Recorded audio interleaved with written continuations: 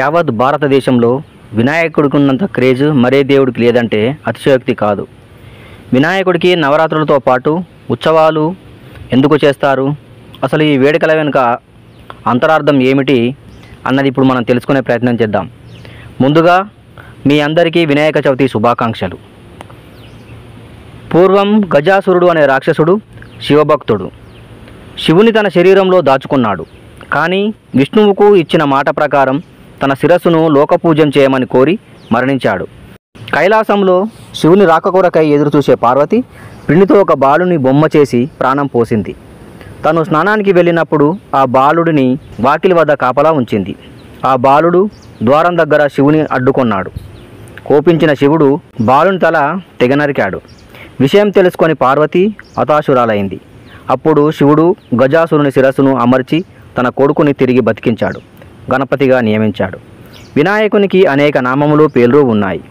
కానీ అంతటా అత్యంత ప్రస్ఫుటంగా గుర్తించబడే లక్షణాలు ఏనుగు ముఖం, ఎలుక వాహనం, అడ్డంకులు తొలగించే గుణం, విద్య బుద్ధి ప్రదాత. ధార్మిక లౌకిక కార్యక్రమాల ఆరంభంలో వినాయకుడిని స్తుతించే పూజ ఆనవాయితీ సర్వసాధారణం. అసలు వినాయక నవరాత్రులు ఎందుకు జరుపుకుంటారు?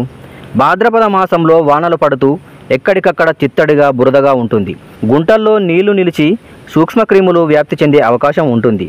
ఇలాంటి సమయంలో వినాయకుడికి ఔషధ గుణాలున్న పత్రితో పూజ చేయడం వల్ల ఇంట్లో వాతావరణం బాగుండి సూక్ష్మక్రిములను నశింపజేస్తుంది.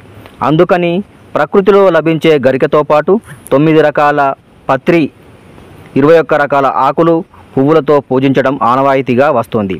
ఎన్నో ఔషధ గుణాలున్న వీటితో పూజించి నవరాత్రుల అనంతరం చెరువులు, కుంటలు, వాగులు, కాలువలు, నదులలో నిమజ్జనం చేస్తారు. అలా చేయడం వల్ల ఆ నీటి వనరులను ఉపయోగించుకునే ప్రజలు అంటువ్యాధుల నుంచి రక్షింపబడతారని దైవ నిర్ణయంగా చెబుతారు. అందుకనే వినాయక నవరాత్రులు సృష్టించబడ్డాయి అంటారు. శివుని ఆజ్ఞ మేరకు వినాయకుడు భూలోక యాత్ర చేపట్టినట్టు భక్తుల నమ్మకం. భూలోకాన్ని అంటువ్యాధుల నుంచి రక్షించడానికి అతని రాక. విన్నారు కదా మిత్రులారా, మా వీడియోను లైక్ చేయండి, షేర్ చేయండి, కామెంట్ చేయండి, సబ్స్క్రైబ్ చేయడం మాత్రం మర్చిపోవద్దు.